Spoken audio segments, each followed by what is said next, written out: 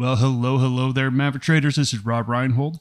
It is December 15th, and we definitely got our answer today. Now, the question was, at the first of the week, we've really been in a holding period for the last 2 weeks. And at the first of this week, we said, look, by the end of this week, we will have our answer. Is the market going to break out to the upside or down to the downside? And we've had a lot of crazy action this week, but we got our answer today. It was a down day, and it gapped down, and it stayed down all day long. Now, look, we already were weak overseas. The Hang Seng in Hong Kong lost about 1.5%. The Nikkei was down. Europe was down. They actually had two central banks, the ECB and the Bank of England, and actually the Swiss National Bank. So they had three national banks there, all raise interest rates by 0.5 basis point, and it caused them all to go down. So we went into this open already weak on the futures, down about 1.25%. And then you can see by the end of the day, we didn't bounce at all. We got weak retail sales, supposed to be at plus 0.2, came in at negative 0.2. We had two manufacturing numbers. We had the Empire State manufacturing number come out at negative 11. It was supposed to just be negative 1. We then got the Philly Fed manufacturing number, supposed to be negative 10, negative 14. These numbers are bad. And remember, we just heard from the Fed yesterday that said, we're going to keep going more than the market wanted. So this is not what the market wants. What the market wants is the Fed to slow down and economic growth to keep holding up. That is what the market wants, and that's what it thought it was kind of getting. All of a sudden, they've been thrown that, okay, the Fed's not going to slow down as much as we thought, and the economy is now no longer really holding in. This is like worst case scenario. And you can see that the markets didn't like it. We gapped down, and we stayed down, and we stayed down all day long. Dow closed down 2.2%, S&P 2.5%, NASDAQ 2.2%, really 2.5%, 3% across the board, and nothing was spared. Oil was down, gold was down, crypto was down, everything was lower today in the market. When we take a look at the charts, we've been talking about this level here. We've been looking at this level and this level. And remember, we had this long-term trend line that was coming down here. And we also had the 200-day moving average. We talked about how this was a key point. And if we broke out of this point, we would have to admit that the market is likely going higher than lower. We also said if it breaks down below this point, the market is most likely going lower. Now you can see we traded below that. We have a little long lower shadow off there. I'm not ready to give the all clear to being short until we get one more candle. A lot of times you get a pierce below these levels. We got a pierce over here and it closed up above. If we get a green candle and we go back into this range tomorrow, I'm going to have to admit that we didn't get a clear signal. However, if tomorrow is a red candle, then all of a sudden you have to admit as a technical trader that that is a breakdown and we're more likely to go lower than higher. If we come over here to the NASDAQ is a complete disaster.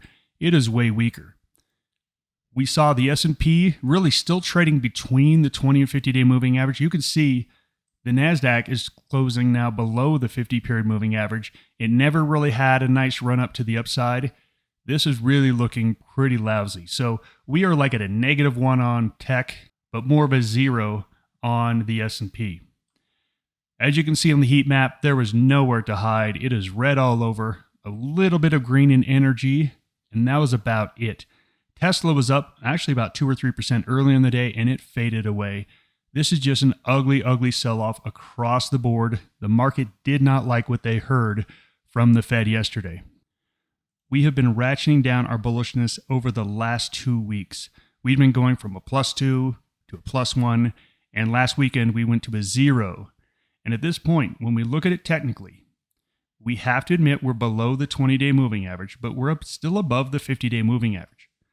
And the slope of those both are basically a neutral. At this point, technically speaking, we have to be a 0. If we move below the 50-day moving average, we will go to a -1 or a -2.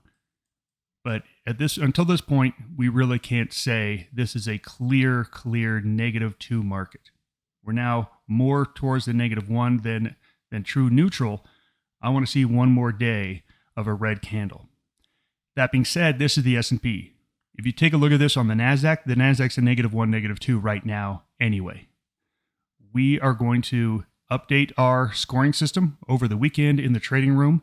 And if we get a red candle, we could easily be at a -1, -2 just by tomorrow. Nevertheless, let me be clear, unless this market recovers tomorrow and goes back up into this range, technically speaking, it's done.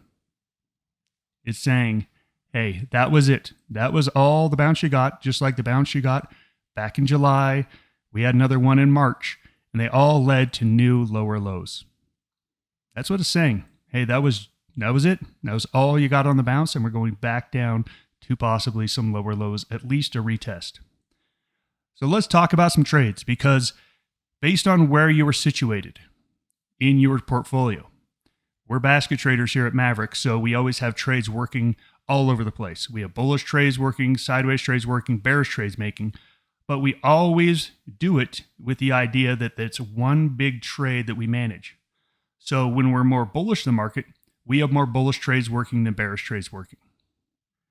And then when we go to neutral, we try to have about the same amount. We try to be long, strong sectors, short, weak sectors, and neutral in the middle. If we are going back to more of a negative market, like we've been for most of the year, then it is time to start looking at more shorts. So I'm going to take a look at 1 long, 4 shorts. Now, this is a trade that was brought up by one of our traders in our Wednesday live session.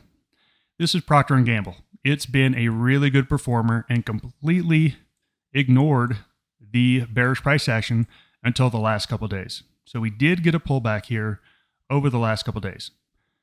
When you have a stock that's this strong, you want to be entering on pullbacks and bases. Pullbacks, bases. This is when you want to be entering. We're getting a pullback here. And take a look at today's candle, a long, long lower shadow. Remember, the market really didn't recover, but by the end of the day, Procter & Gamble had pretty much recovered its loss for the day, only down 1.1%. This still needs more confirmation. We have no idea if this pullback is done or not. What we will know is that if it goes down, we are waiting for a confirmation candle. That confirmation candle could come tomorrow, where we have a green candle that closes above the high of the reversal candle. That would be an indication that it's ready to go long. Now, that being said, remember, we are in now more of a negative market than a bullish market. You have to be very muted on your expectations of what your stock will do. I'm looking at this last high at 154 saying that is as bullish as I can get. So I'm looking at something like a 150, 154 diagonal call spread. That's a really wimpy trade. This is where you cannot ask your bullish trades to do a lot of heavy lifting. It's just not the kind of market for it. If you want to be vertical, maybe a 151, 153. As you can see, a very weak, wimpy trade. We're not asking our bulls to do a whole lot.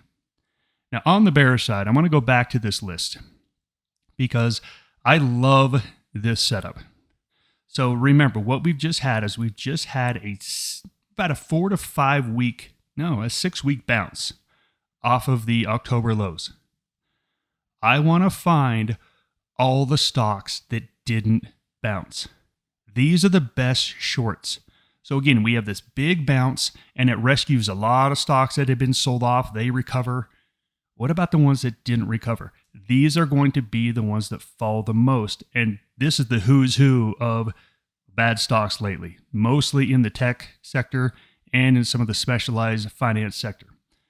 So again, I think the best shorts are going to be the stocks that didn't bounce. Here's one, Coinbase. This has been on our list for a while. Really nice breakdown today. We have this 3-week low base. It went nowhere. Remember, the market bottomed out in October and made a big run in October. Look at this thing. It didn't. And we're now breaking down to new lows. I like Coinbase. I think a 35-40 bear call spread. I think just long puts makes some sense here. I think this one is likely headed lower. We go to the next loser. This is a firm. This is this in the finance sector, but this is one of these off-bank loan companies where they make loans, but they're not a bank. Now, the reason they make these loans is that these are the companies that can't get loans from banks. So they step in and say, hey, we'll give you a loan. Now, just think, if that company can't get a loan from a bank, what does it mean when it has a little bit of economic downturn? They can't pay back. So this Affirm had no bounce whatsoever. And you can see, nice breakdown. As far as where's this one going, this one easily could be going to zero. It's not going to be anytime soon, but this is what we call the March of Death. These stocks are in some big trouble. I think an easy trade here, just really quickly, a 10-11 bear call spread. It's just a really wimpy trade, but really easy. If you want to go a little deeper in the money, a 9-11 bear call spread. But I think a vertical spread is how you play this one. And another perennial loser here. Remember, we bottomed out in October and ran. This one didn't. This one kept selling. We've got a nice bear rally over this last 4 days. This is 13 up to almost 17. That is about a 33% rally. Oh, those are great. We love to short these stocks that are on their March of Death. We love when they get these rallies. These rallies are perfect shorting opportunities. They're really good opportunities. Big question is how you're going to play it. I think an easy way to play this is a 13-15. Not asking for it to do too much, but if you want to be a little bit more aggressive, this is the time to be more aggressive on bearish trades. There's been sometimes during this year where we said, hey, you know what? It doesn't make sense to ask a lot of the bearish trades. Usually at the end of the trend, when we get to like a -3, okay, it's probably a little bit extended here. This is right at the beginning. We could be right at the beginning of another major wave to the downside. I think it makes some sense to pick a few trades to be a little bit more aggressive on. Let's talk about tomorrow. If we don't have a bounce tomorrow, this market is in trouble technically. Now, I keep saying technically because I want to make sure everyone understands none of us have any idea what's actually going to happen next week. We could get a red candle tomorrow, and next week we could have a major rally. We have no idea. So that's why I said, technically speaking, we have broken down. Now, we follow technicals here because they have a long history of being right more than they're wrong. It doesn't mean they're right all the time. It just means if you're playing odds, which is what we do as traders, the odds say if we don't bounce tomorrow, we're likely to get at least a retest of those October lows. That's what it says technically. Again, we have no idea what's going to happen, but technically, you can absolutely say that. There's no economic reports tomorrow. We did hear from Adobe after the bell, and Adobe had some good earnings, is trading up 5.3%. That might help the markets hold up a little bit, at least for tech. I don't think it matters. I think this a little bit more hawkishness from the Fed, this deteriorating economic conditions, I just don't think the market can ignore it. So we're looking for tomorrow's candle, a red candle tomorrow. You'll hear us over the weekend in the trading room talk about how that is the signal for us to get more bearish. If we do bounce, then we're just going to have to go back to being more close to neutral than picking a direction until we get some more data. Thank you so much for joining me. That is the Market Roundup. Goodbye, everyone.